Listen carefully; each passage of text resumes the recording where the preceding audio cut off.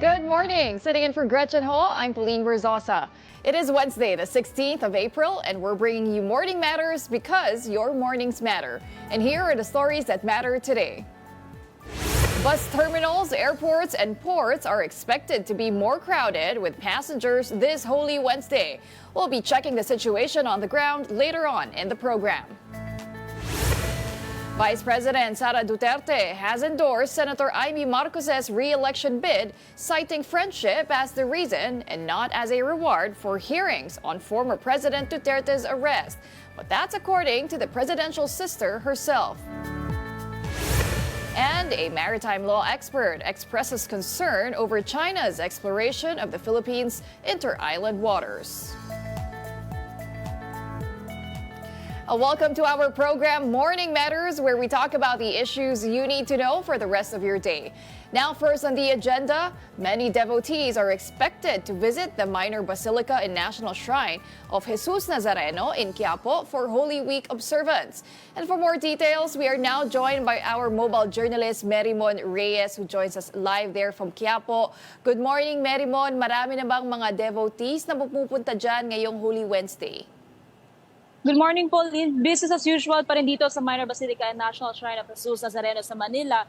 So far, simula kaninang 7 a.m., actually 6 a.m., marami-rami ng mga tao ang pumunta dito pero inaasahan nila yung pagdagsapa mamayang tanghali onwards. Yung misa kasi dito nagsimula na as early as 5 a.m. to 11 a.m. ngayong tanghali and will continue 12:15 in the afternoon, tas 5 o'clock and 6 o'clock p.m. 7 o'clock p.m. kasi inaasahan naman yung pagdami ng tao para manood sa sinakulo o yung theatrical performance. Dito yan gaganapin sa stage sa likod ko sa Plaza Miranda. Ito yung performance na nire-reenact yung, to be specific, yung Passion of Christ. Biblical story showing yung events leading to doon sa pagkahirap hanggang sa pagkapako sa krus at pagkamatay ni Jesus. Pero bukod dyan, another factor din kaya dadami pa ang mga tao dito. Marami na rin yung maaga-agang ginagawa yung kanilang bisita iglesia. By practice, usually every Thursday, Monday, Thursday, that's tomorrow, ginagawa yung bisita iglesia. Pero base sa mga nakausap natin, ginagawa nila ito ng mas maaga para raw maunahan na yung pagdagsa ng mga tao, malabanan yung init ng panahon, while the others kailangan pa kasi nilang umuwi ng probinsya, Pauline.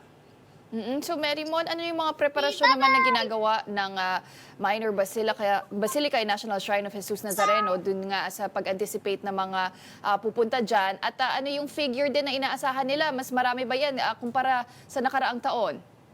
Nako, usually when it comes to the numbers, kung ilan libo pa rin yung dati inaasahan nila na either same o pwedeng malagpasan pa ito kasi nga a huge number din ng mga Manileños na nandito ay uuwi sa kanilang mga probinsya. To secure naman yung safety ng hindi lang ng simbahan na to kundi ng buong Kamaynilaan, ang NCRPO ayon kay Chief Police Major General Anthony Aberin, nag-deploy sila ng 10,000 na pulisya for the 24/7 strict yet flexible na pagbabantay sa seguridad, hindi lang ng simbahan kundi pati ng major road thoroughfares and even ang recreational spaces kung saan inaasahan nila yung pagkumpul-kumpul ng mga tao, Pauline. So, Marimon, bukod sa bisita iglesia na usually tradisyon na nga ng mga Pilipino tuwing Monday, Thursday, ano ba yung mga activities ng simbahan for Good Friday, pati ngayong weekend habang Black Saturday at Easter Sunday na rin? Tuloy-tuloy ngayon yung kanilang mga misa. Usually may schedule yan. And dito sa likod ko kaya may naka-set up na stage kasi mamayang 7 o'clock p.m. isasagawa dito yung sinakulo o yun nga yung theatrical performance depicting yung Passion of Christ. Kasabay nito may mga oras din para sa kumpisal. So para sa mga maghahabol pa, magandang tingnan daw nila yung schedule ng pinakamalapit na simbahan o nung pupuntahan nilang simbahan. Kasabay nito, isa pa sa mga hinihikayat nila ay yung matiwasay daw na pag-o-observe ng Holy Week. At base din sa mga nakausap ko na pare, for example, doon sa Our Lady of Loreto Diocesan Shrines sa Sampaloc, Manila, ang nasabi wag daw muna siya na masyado gagamitin ang mahal na araw para lang simpleng magpahinga, magbakasyon, kundi alalahanin kung ano nga ba yung essence ng linggo na ito. Pero so far, yun pa lang yung mga latest na mga aktibidad dito at inaasahan talaga nila yung pagdagsa ng mga tao. Oo, so Marimon, kamusta naman ang traffic dyan? Para sa mga, siguro may balak palang pumunta dyan sa, sa Quiapo Church. Yes, Pauline. So far, pagdating sa daloy ng trapiko, halimbawa dito sa Quezon Boulevard, maayos pa ang daloy nito even doon sa Recto Avenue. Hindi pa siya congested tulad ng inaasahan natin. Pero naglabas kasi ang DPWH ng listahan ng mga lugar na maapektuhan ng kanilang roadworks. To be specific, Makati, Pasig, and Quezon City, may mga lugar dito na pwedeng maapektuhan yung daloy ng trapiko kaya kakailanganin ng rerouting. Pero pagdating dito sa Manila, wala pa tayong nakikita nga daloy ng traffic. Wala pa tayong nakikita nga pagbabago ng daanan ng mga motorista natin. Oo. And finally, Marymon, ano ba ang pwede nating reminders? Oh, may kumakaway dyan sa likod mo. Pero, oo. Hello sa inyo, no? Pero Marymon, yun na nga, final reminders para sa mga may balak pumunta ngayong araw sa Quiapo. And kasi alam naman natin, mainit din ang panahon ngayong linggo. Balita? Nako, Pauline, isa sa pinaka-sinasabi dito ng ating mga security officers ay kung pupunta raw para sa bisita iglesia o pupunta sa mga simbahan o iba pang recreational spaces, hanggat maaari maliliit na bag na lamang daw ang dadalhin. Huwag magdala ng malalaking pera, mga alahas na posibleng magkaroon pa ng agrabyado kung sakaling sila ay mananakawan. Kasabay nito, ugaliing magdala din daw ng panangga sa araw, sa init ng panahon, payong, towel, pamaypay, lalong-lalo na ang tubig dahil bukod sa dami ng mga tao, yung siksikan at init ng panahon ang isa pang makakalaban ngayong linggo. Alright, maraming salamat para sa report na yan. That was our mobile journalist, Marymon Reyes, reporting live from Quiapo. Now, in other news, Vice President Sara Duterte endorses re-electionist Senator Imee Marcos out of friendship and not as a reward for the hearings on former President Duterte's arrest. That's according to the presidential sister herself. Here's the report. Senator Imee Marcos insisted the endorsement from Vice President Sara Duterte was not a reward for the hearings she conducted on former President Rodrigo Duterte's arrest. Instead, she says it was born out of their long-lasting friendship. Ay, hindi ko naisip yun. Hindi rin niya naisip. Talagang nag-uusap na kami noon. Ako, higit sa lahat, walang mapaglagyan ng saya, pasasalamat at karangalan sa aking puso. Simulat sa poll, kaming dalawa naman talagang magkaibigan. That's even though VP Sara's endorsement is coming a little late with just over 3 weeks to go before the midterms. Senator Imee also said their friendship remains intact even amid the ongoing warfare between their families. She also admits feeling partly responsible for convincing VP Sara to run alongside her brother, believing it may have dragged the Vice President into the conflict. Nagkakainisan lang, di ba? Yung term ng hukayin, alala ninyo yun? Nagalit yung mga Ilocano doon. Nagalit din sa akin bakit hindi ako nag-react violently. Kaya sabi ko sa kanya, ano ka ba? Ba't mo sinasabi ang ganyan? Yun lang naman. Pero sa kabila nun, parang sinisisi ko rin ang sarili ko kasi parang dinamay ko siya sa gulo, nananahimik na siya. Nag-file na siya bilang mayor ng Davao. Kinalagkad ko pa. Senator Imee shared that their political ad shoot happened right after VP Sara returned from The Hague, and it was the Vice President who chose black as the ad's theme. Siya ang nagsasabi na wala siya sa mood, na talagang itim at luksa ang pakiramdam ng nakararami katulad niya. Ako naman, sabi ko, paano gagawin ng political ad yan? Makakabenta ba yan? Di ba nakakalungkot? Tignan natin at parang totoo nga naman, parang hindi naman angkop na magsayaw-sayaw, hindi naman tama na magmomotor, wala na sa lugar sa panahong ito na napakahirap ng dinadanas ng ating mga mamamayan. Tama din siya at saka ang itim, syempre nandyan yung pangalan ko, I trust Imee Marcos at yung aming paninindigan ay sinasakop rin ng itim na ipaglaban ng tama, itama ang mali. The campaign video features Senator Imee and VP Sara wearing black and saying it reflects the current mood of the country. In response, Malacanang said President Marcos is against negative campaigning, especially when it spreads quote-unquote fake news. And Palace Press Officer Yuse Claire Castro once again clapped back at the previous administration. Pag sinabi ba natin na itim ngayon ang kulay, mas madidescribe siguro natin nung nakaraang administrasyon na sobrang itim at ngayon ay papaliwanag sa panahon ng kasalukuyang administrasyon. Hindi man ganun pa kaputi, pero patungo na doon. The presidential sister acknowledges that many may question her decision to align with the Dutertes instead of her brother, but says the worsening national situation pushed her to act. She also admits she's not on good terms with President Marcos, but she hopes he won't take her decision personally. Siguro maintindihan na lamang ako na hindi na tama ang landas ng administrasyon na nanghihinayang talaga ako para sa akin. Malaking trahedya sa amin to. Sana wag masamain. Alam ko nagtampo dahil dun sa hearing. Senator Imee also thanked PDP Laban President and Senator Robin Padilla for his endorsement. Their political ad was also shot in haste after his return from The Hague. However, despite these endorsements, Senator Imee clarified that she's not transferring to PDP Laban and remains with the Nationalista Party. Reporting for News 5, Mean Los Baños, we are One News.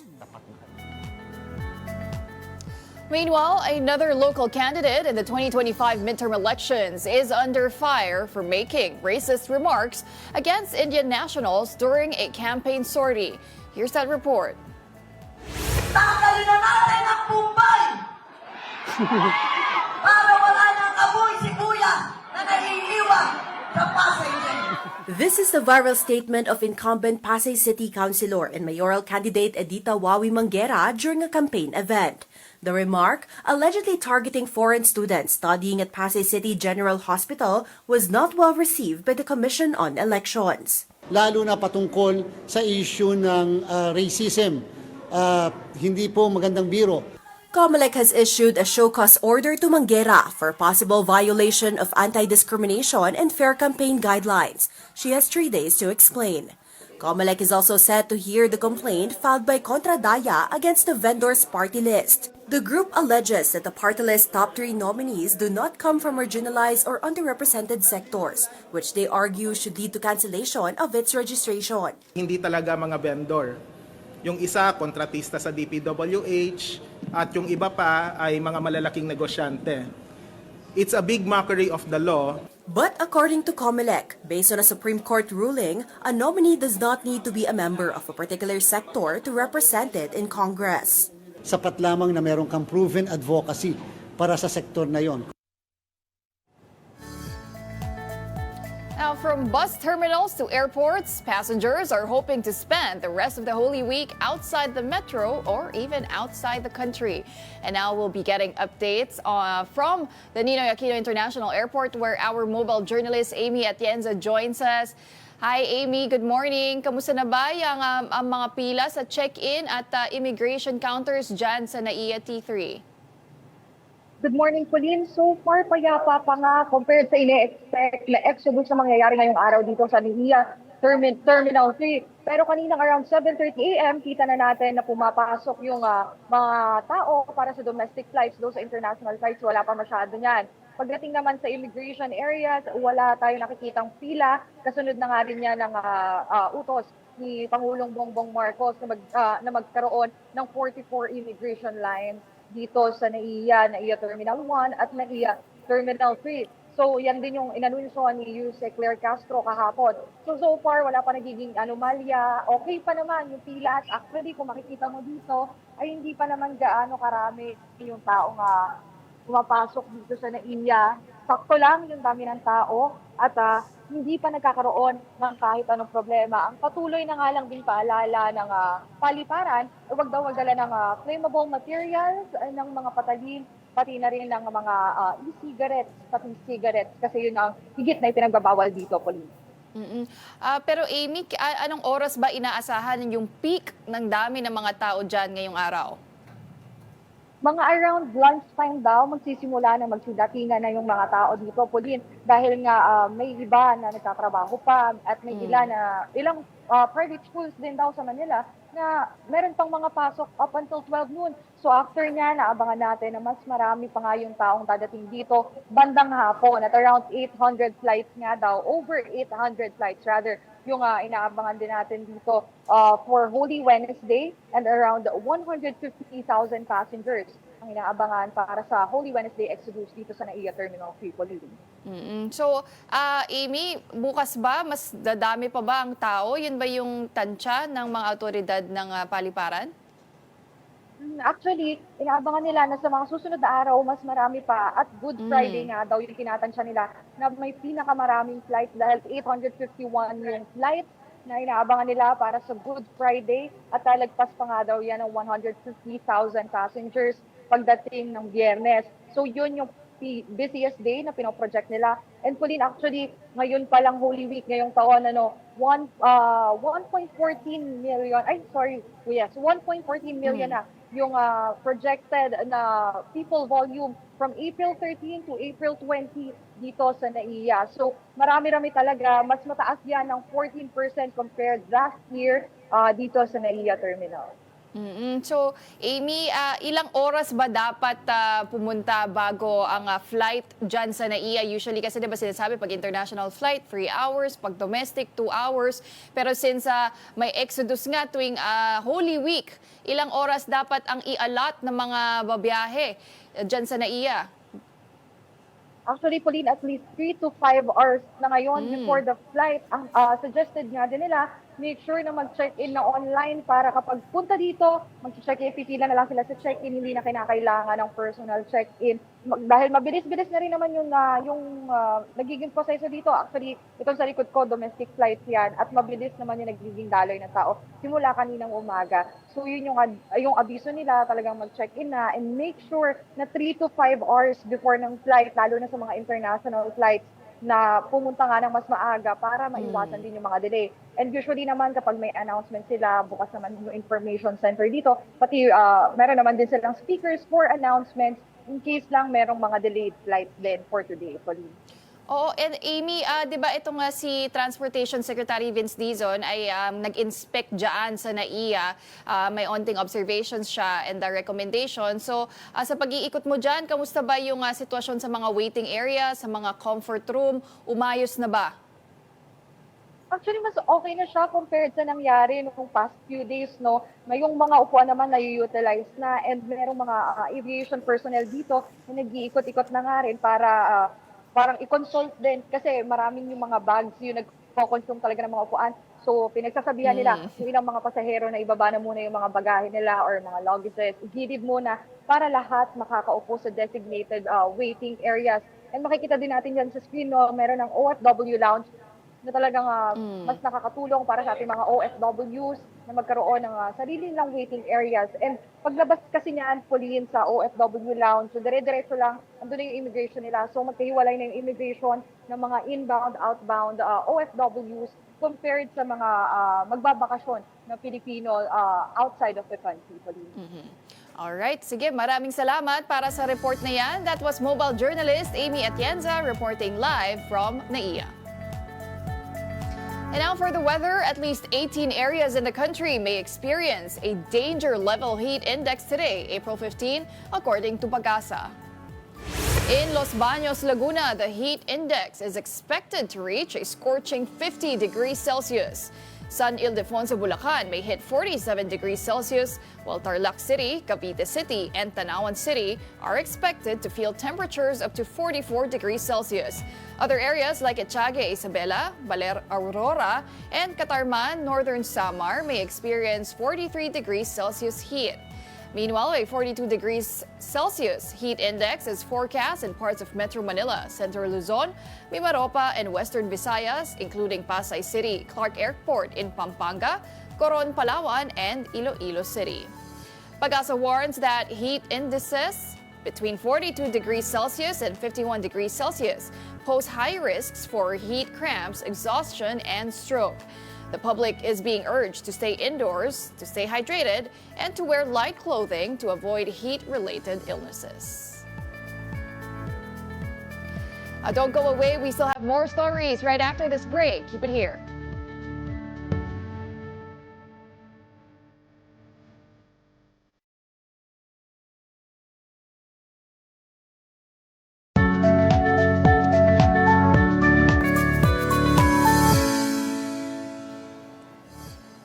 Welcome back. You're still watching Morning Matters here on One News.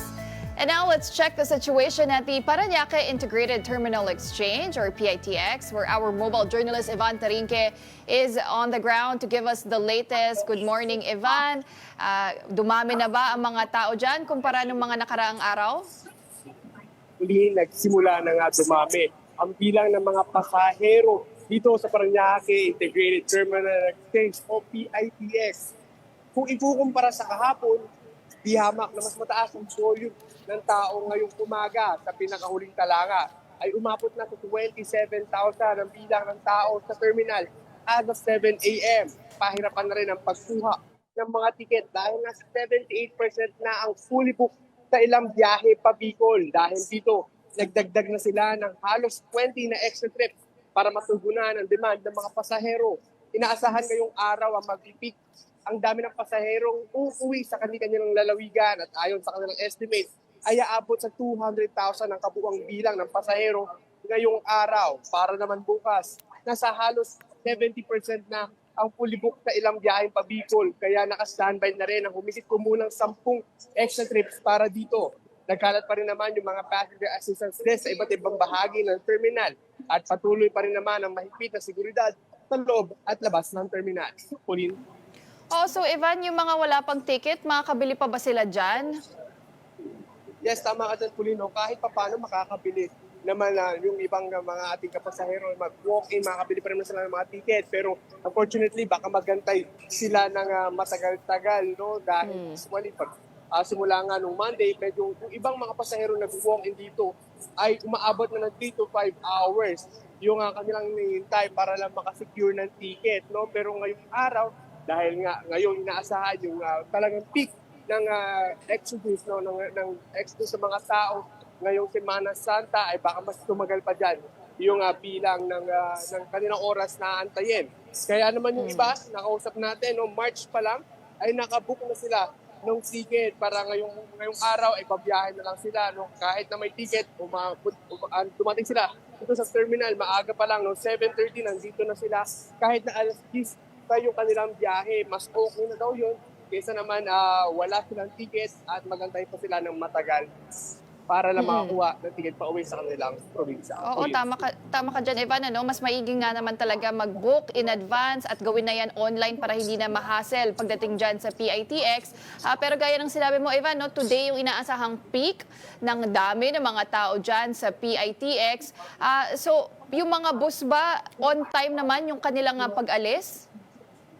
Tama ka sa Pulino. As of right now, wala pa naman tayong nababalita ang nagka-cancel or na-delay yung trips. So usually kasi around 30 minutes yung turnaround time ng mga bus dito sa terminal. No? Pero yan yung para sa provincial. Yung pagdating naman sa mga short-term na biyahe, short trips dito within Metro Manila or sa Cavite, Batangas, no? Usually yan yung hindi magkaroon ng tamang time dahil yung iba daw talagang traffic sa biyahe so hindi makapagbigay ng specific na turnaround table yung ilang mga bus companies para mabigyan nila ng exact time yung mga pasaherong nag-aabang makasakay sa mga bus na yan. And Evan, earlier this week, nagsagawa nga ng inspeksyon itong si Transportation Secretary Vince Dizon dyan sa PITX. Kamusta naman yung naging improvement sa waiting areas, pati na rin sa mga CR? Mas okay na ba para sa mga pasahero na nandyan sa PITX? Hulin, pakita ko rin sa'yo, no? Ito kasi yung isa sa napunahan ni Secretary Vince Dizon noong nag-ikot na sa terminal. Ito yung mga departure screens, no? Usually kasi ang meron lang ay yung mga long trips, no? And so far sa ngayon ay long trips pa lang din yung nakikita nating screens, no? Plus, yung isa pang napansin niya ay yung mga pwesto ng mga bus dispatchers, no? Kasi kadalasan, kasi mapasok kami, yung ibang dispatcher kasi dito sa labas mismo nag-aantay, no? So dito sila nag-dispatch. No? Pero sa ngayon, makikita natin, wala nang dispatcher dito sa labas ng mga bus bay at nandito na sa loob. No? So mas komportable na yung mga dispatcher ng bus kung ikukumpara noong nag-inspect si Secretary Dizon dito sa loob ng terminal. In terms of restroom, siyempre, napansin naman niya na malinis, maayos naman yung palikuran dito sa loob ng terminal. Yun nga lang, kailangan pa daw dagdagan para mas i-accommodate yung mga bilang o yung dami ng tao tuwing ganitong klase uwian ng ating mga kapatid sa kanila ng mga probinsya. Compared nga to Monday, nakikita ko nga, Evan, mas marami na talaga yung mga tao compared nung nagre-report ka nung Lunes. So ito na nga, nagdadagsaan na yung mga tao for the Holy Week break. So final reminders na lang, Evan, ano ba yung mga pwede natin ma-remind sa mga babiyahe gamit ang PITX? Tama ka dyan, Polino. So paulit-ulit natin pinapaalala na bawal kang magdala ng mga matusulis na bagay, baril at flammable materials. No? Kahapon, dumating si NCRPO Director Aberin dito para mag-ikot. So nagpaalala na rin siya dun sa ating mga mag-uuwi sa kanilang probinsya na siguraduhin yung kanilang gamit dahil ngayong peak ng tao ay daw yung salisi at yung mga pagbubutol-putol. No? So bantayan daw na maigiyan at yung mga uuwi daw ng mga probinsya ay siguraduhin daw na nakala yung kanilang mga bahay. No? At, o kaya naman ipagkatiwala sa kanilang pamilya para hindi sila masalisihan ng mga masasamang loob nang wala sila sa kanilang tahan. Okay, maraming salamat for that report at ingat ka dyan. That was mobile journalist Ivan Tarinque. Now, in other news, a maritime law expert expresses concern over China's exploration of the Philippines' inter-island waters. Here's the report. This Chinese ship was spotted by the crew of the Philippine Coast Guard's BRP Cabra past 10:30 a.m. on Monday. That time, BRP Cabra was patrolling along Capon Grande in Zambales when the Chinese vessel approached them. This is China Coast Guard vessel 21612. China has indisputable sovereignty over the Hawaiian Island and its adjacent waters. At one point, according to the PCG, the Chinese Coast Guard ship tried to block the BRP Cabra, but eventually sailed away. The China Coast Guard vessel 21612. This is Philippine Coast Guard vessel BRP Cabra, MRRV 4409. You are advised that you are currently sailing in the Philippine Exclusive Economic Zone. Meanwhile, over at Itbayat, Batanes, the PCG flew its plane to monitor another Chinese research vessel spotted sailing in the area. The PCG repeatedly tried to radio the vessel, but the calls were ignored. The Philippines has consistently protested China's incursions into its exclusive economic zone, an area Beijing claims even though it's much further away from it. But on April 14, Google Maps formally marked the ocean west of the country as the West Philippine Sea, sending social media cheering.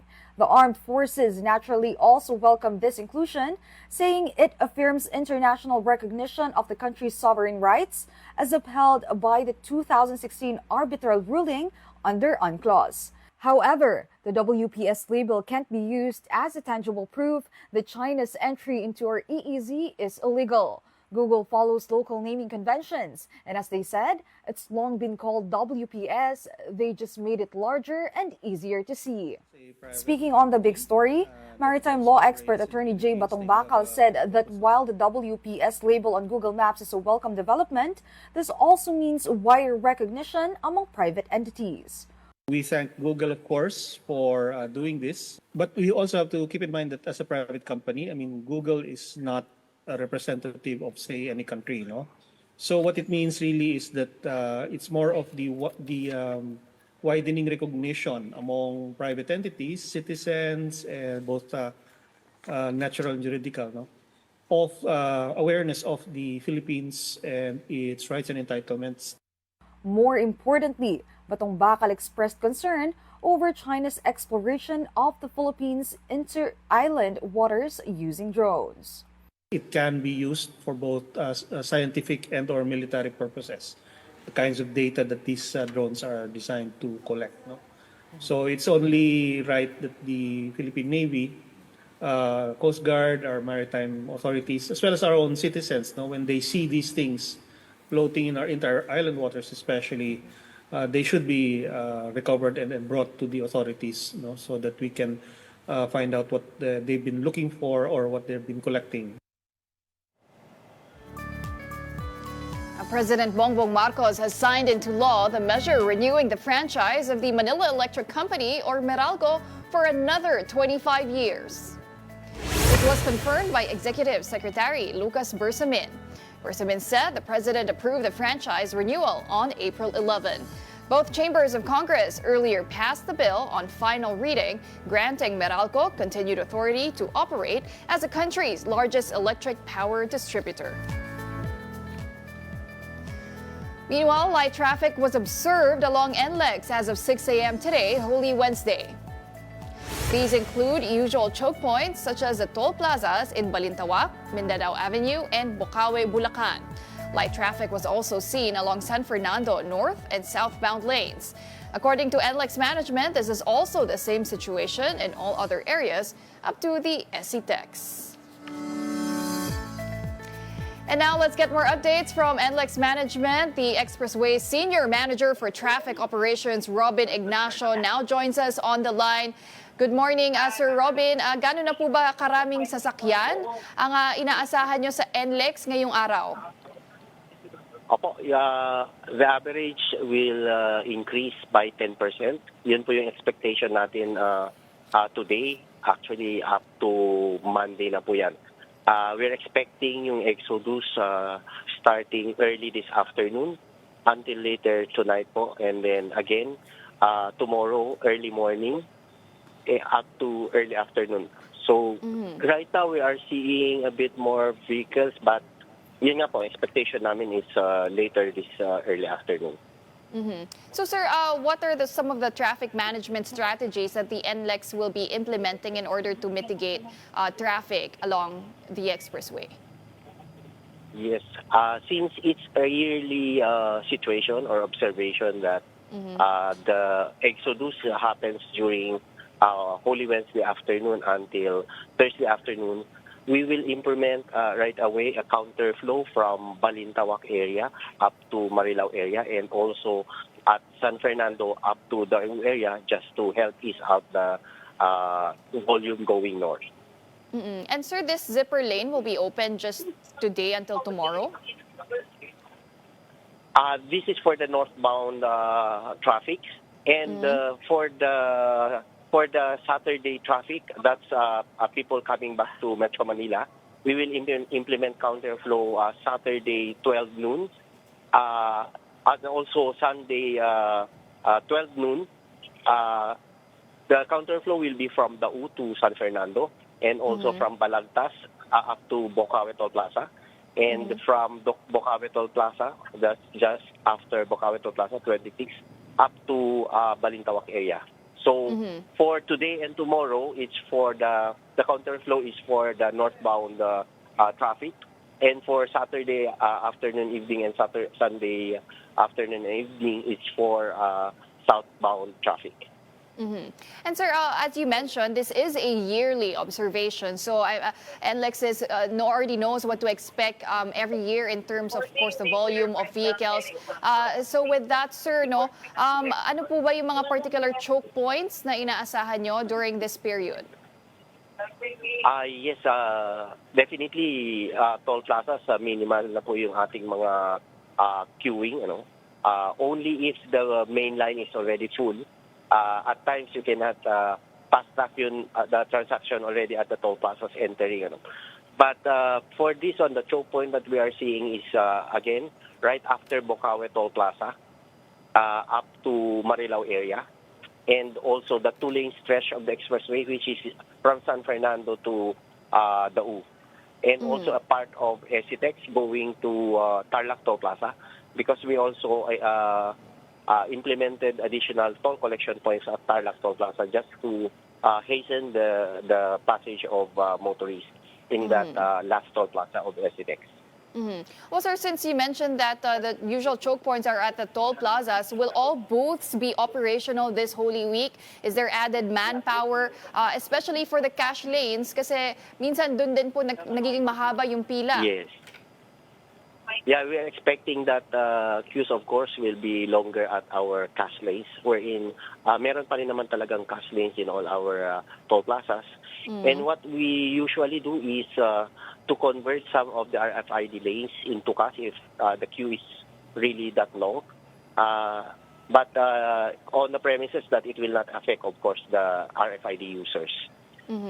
Okay, sir, did NLEX record any incidents, accidents the past few days nitong Holy Week po? So far, yung pinakamatinding accident that we have recorded is the one that happened the other night around 7 p.m. That's in Valenzuela area, southbound, involving a minibus and 2 trucks.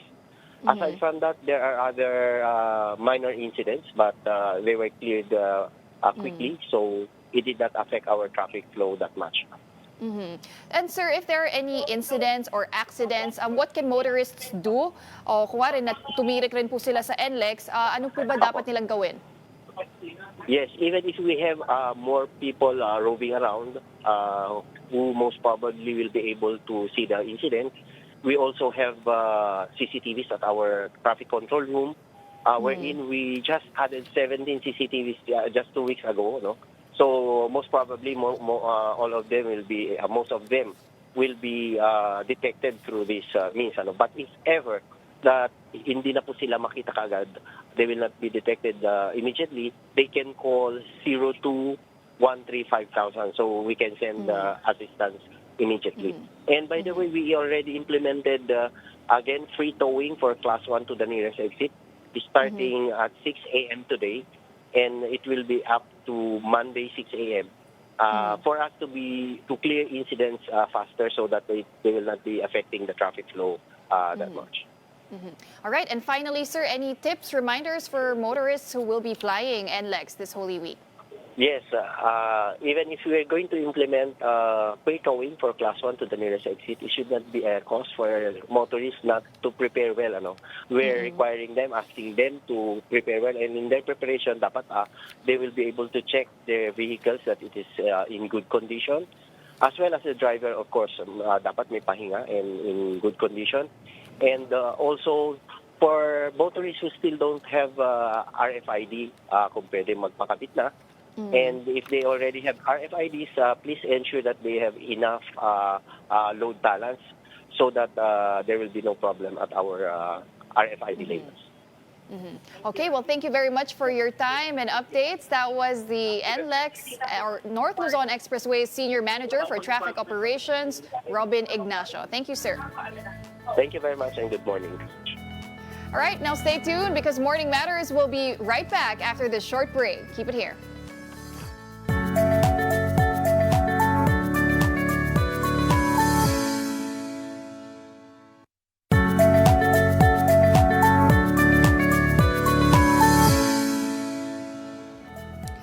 Welcome back. I'm Pauline Verzosa, and you're still watching Morning Matters.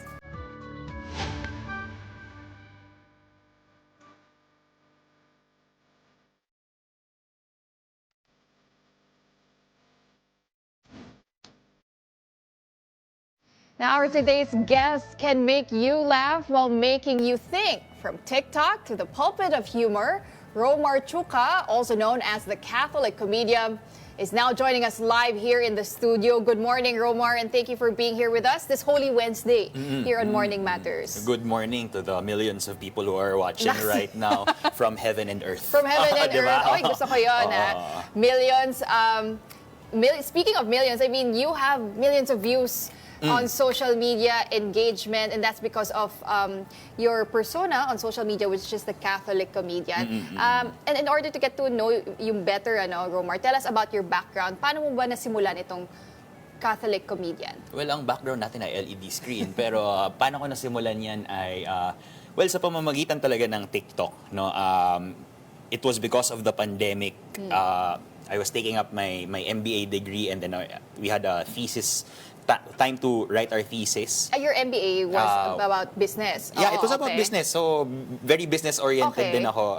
Pero, I love religion and things like that. Pero, kapag stressed ako, tumutugtog ako ng piano. Because tumutugtog ako ng piano sa simbahan ever since 2008. Okay. So, dahil stressed ako, I was playing the piano, and then na-realize ko na pwede ko rin naman pala i-record yung sarili ko. Na-discover ko yung duet feature sa TikTok. Right. Na may napakahabang intro ng Anima Christi. Yun yung, kung alam ng mga tao, yun yung Soul of Christ, Sanctify Me. there's a very long intro for that, and sometimes the choirs don't know when to sing, When to start. when to start singing. No, so that's my first ever video, and then suddenly I think I hit a pain point of people during the pandemic, wherein people missed going inside the church, Right. Being serving. physically present. Yes, Oo. so dun, I think yun yung dun nagswak yung audience appeal during that time, and I was really enjoying it kasi here I was trying to also remember the fun things of serving in the church. Minsan may magagalit sa yung pare, minsan may pagsasabihan ka ng choir conductor mo dahil ako pianista, or magkakamali ka ng tinugtog and things like that. So these things became very relatable to people because I think I showed them a more human side of the church, which is sometimes it's more people think that being in church is most of the time serious, and sometimes we're called to be that, but another face of the church is to be filled with joy and to be filled with laughter. Yun yung doon ko na-discover. Pero kung gusto mo talagang ikwento, kailangan natin ng 5 oras para pag-usapan to. Pwede naman, podcast kayo ni Gretchen. Actually, Romar here is good friends with Gretchen, Yes. right? You met 2022. 2022. Oo, and actually, she did feature of the place where I used to work with dun sa Father Leone Mission Foundation Incorporated, wherein nagpapaaral kami ng mga indigenous people. So shout out sa lahat ng mga nanonood mula sa Bukidnon, sa mga Sumilaw farmers, shout out na nanonood ngayon dahil may Signal TV din daw doon. Wow, okay. So yun. Very Anyway, good to hear. so yung doon kami nagkakilala when she visited sa Bukidnon, and then nagka-jive kami because we know Gretchen, she's a person, a Woman very in action, woman in yeah. action, and then may advocacy. And then I started talking about the advocacy of the Jesuits, yung Society of Jesus, those people who the priests who run Ateneo na. Isa sa advocacies nila is magpaaral ng mga 100 na mga lumad scholars, mga indigenous IP scholars. And doon ko na ikwento yung mga bagay na ginagawa ko, which I was trying to set up a cafe para matuto yung mga scholars din kung paano mag-run ng isang business and things like that. So, dun kami nagka-connect. And then, eventually, pag pumunta ako ng Manila, nagkikita kami, and yun yung friendship din namin. Yes. What I find interesting here is when you say na hindi kailangan maging boring ang pagiging banal. So before, when you were conceptualizing this being a Catholic comedian, do you think you were really filling a gap in how like the church connects with the younger generation, Gen Z, millennials, and that's what you were feeling by creating content that is engaging and faith-based at the same time? Siguro makakwento ko siya dyan sa isang ginawa ko recently. No? We know that the church has the Catechism of the Catholic Church. Diba? Parang if you read that, it's feeling mo makakatulog ka minsan pag mabasa mo yung ibang mga bahagi nun. But it's important for the faith. But I realized that I know how the Gen Z speak with their no cap, with their yung Pero hindi ka Gen Z. Hindi ako Gen Z. Pero Millennial. Millennial, no. So I know how Gen Z speak with their language, and then I decided to write an entire catechesis and then just post it na ako yung nagsasalita, and then I think nasa 20,000 or 30,000 views yun.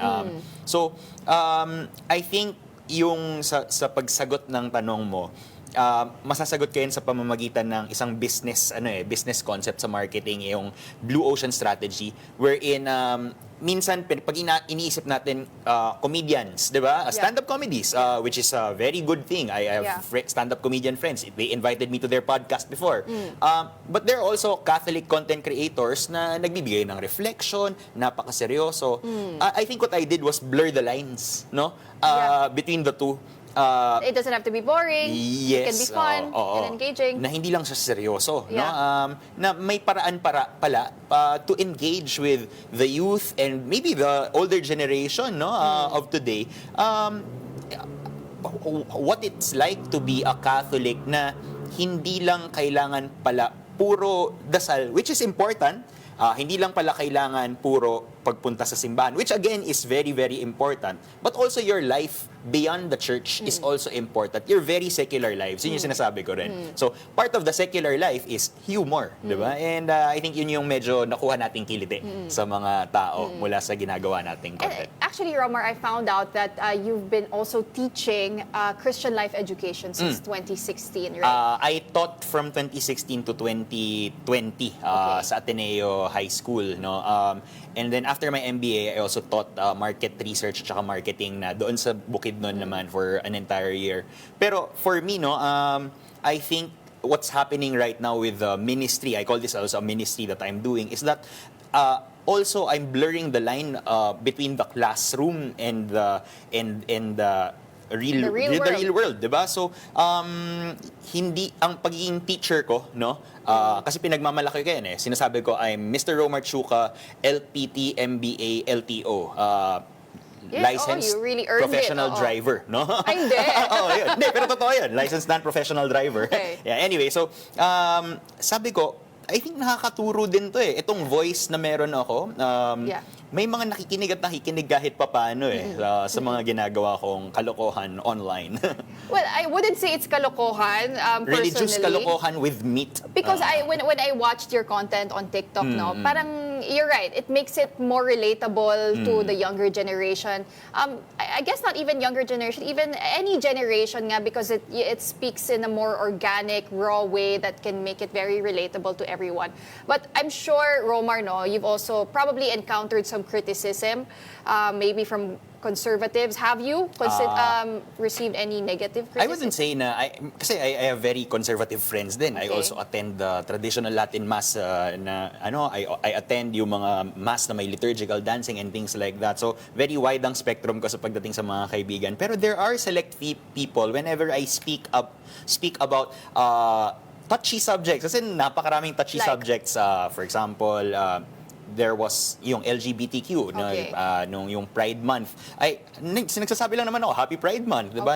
Pero people say na it's 'di ba, against yung mga sins of the Catholic Church. Na ayoko nang because it will be a rabbit hole. We need around 6 more hours to talk about it. Pero or for example, the content that I do, na pinaghahalo ko ang intro ng mga kanta ng banda, or I worked with Sponge Cola. So kung si Yael nanonood man, Atenista din. Atenista din, and gumawa kami ng mga kanta, abangan kasi magre-release kami ng Tell the World of His Love na medyo Sponge Cola version and Romar Chuka version. So yung mga ganon, may mga bashers pero hindi talaga mapipigilan. And ako, as a teacher, I say that it is also a teachable moment. Pwede akong, minsan, yun nga yung nag-viral sa akin, inaabangan ng mga friends ko. Romar, paano mo kaya gagawa ng clap back? Or response itong mga bashers mo? And sometimes, doon pa yung mga nag-viral. So it doesn't discourage you? Actually, sometimes, it does. It does. But after some prayers, after some, pag-isipan, ano kaya the best way to respond, it somehow becomes also a tool or an avenue for me to teach or to catechize or to share this kind of faith that I have that somehow may be different from the faith life that some of the Filipinos live. Kasi minsan ang Pilipino, kung faith life, hiwalay ang yung buhay nila sa loob ng simbahan at pag sa labas. Pero yun God's love does not just end when you exit the church. Diba? Go in peace. The Mass, for me, does not end when the priest says, go in peace to love and serve the Lord. Pag kinanta yung mga fine. No. It goes even here sa newsroom, even in our daily lives. So, yun. Yeah, and I guess because you really can't please everyone, right? But as long as your intentions are pure and they're good, and that's what you're doing here. But Romar, I also wanted to get your take on performative faith. Sabi mo nga, di ba, iba kasi yung buhay din ng mga tao sa personal nila, sa faith nila, and outside world. Dun sa performative faith na tinatawag online, o yung mga taong nagpo-post ng Bible verses daw, pero masama daw. Masama ang ugali. Actually, yun nga parang minsan, double ang muka na napapakita online and siguro ang masasabi ko dyan sa may mga ganyan is, try to, align yourselves more kung ano yung pinaglalaban mo sa loob ng simbahan with the kind of life that you're living. Kasi, yun nga parang, oo, nagsisimba ka pero nagnanakaw naman sa kaba ng bayan, yung may mga ganyan. Or, oo, nagsisimba ka pero pag gising mo sa umaga, hindi ka pala nagbayad pag ano mo ng jeep, 'di ba? Or ng tricycle, 'di ba? So, kailangan aligned pero again, I'm not a perfect person, no? Minsan nakikigamit ako ng wifi ng parish kahit di ako nagpaalam kay Father kasi binigyan sa akin ng youth. Pero sorry Father, no? Ngayon alam na ng buong bayan. Pero still alam naman eventually sinabi ko naman kay Father. Pero anyway, so that was a humorous take lang. Pero for me, no, it's really appreciating what the church can say, but also appreciating na secular life or our lives outside the church, it's not mutually exclusive. Ika nga sa statistics, 'di ba, na hindi siya hiwalay, 'di ba? It permeates, it feeds onto each other. It's a circular economy. It's a beautiful And I music. think your TikToks or your content is a perfect manifestation of that, 'di ba? Kasi when you use your social media apps, usually pang ano mo yan pang de-stress. But when you encounter content like yours, it's thought-provoking, right? It makes you reflect on your faith, on your values as a Catholic. But Romar, we are in the midst of a Holy Week. We are observing this sacred time. And it's for Filipinos, it's both a religious and a cultural tradition. Diba? Meron tayong mga bisita iglesia, mga pabasa, iba-ibang mga tradisyon. So during this period, I mean, how should we be reflecting? Ikaw as a Catholic comedian, ano ba yung mga napansin mo on how we now observe Holy Week as a new generation? I'll put it in terms of a pun, no? Sometimes we also pray for vocations, but most of the time people are praying for their vacations, 'di ba? So yun yung nangyayari ngayon Minsan nagsiswimming sila, nakakalimutan ng Diyos. So, wag natin kalimutan ng Diyos habang nagsiswimming. Kung nasa Boracay man kayo, pumunta kayo sa pinakamalapit na parokya dyan sa Boracay. Hindi naman hiwalay ang, God also appreciates our rest. But we also have to, may matututuhan at matututuhan tayo whenever we go to church and whenever we praise and worship the Lord. It is our thanking the Lord for the life that we have, for all the blessings that we have received. So, yun nga, kapag nasa Boracay or nasa Baguio man, nagpapalamig dyan, no? Habang na-traffic kanina sa NLEX, no, ng konti. Pero yun nga, kailangan isipin pa rin, paano ko kaya maisasali si Lord dito sa sa bakasyon na meron ako. Kasi hindi natin mapagkakait nagiging bakasyon din talaga ang Pero try nyo especially sa mga Katoliko, try nyo hanapin nasaan ako tinatawag ni Lord dito sa bakasyon kong ito. Is there a church nearby that will help me pray? Perhaps kung mahirap man, edi manahimik ng kaunti. Look at the stars. Be aware of how God can sing through creation around us. Because even Pope Francis says, di ba, we care for our common home, and dun sa caring for the common home, it is being aware that God is everywhere, finding God in all things. Yun. Well, Romer, sabi mo nga, we can talk about this for 5 hours, 6 hours, but we are running out of time. So I wanted to discuss your book. Ito, Catholic Comedy Libro. So, itong aking libro, ang Catholic Comedy Libro, no, I wrote it back in 2022 as a compilation of the reflections that I've had, and it's reminiscent of the jokes joke books of the year 2000s, diba? Yung mga binibili sa mga magazine stores. So may mga listahan ng mga jokes pero may mga reflections din. And then actually si Gretchen Ho, no? Shout out sa iyo Gretchen Ho, because ikaw ang nagsulat ng forward kasama si Father Cali na nasa Roma. So this is a collection of What's an example? Jokes. Ano ba?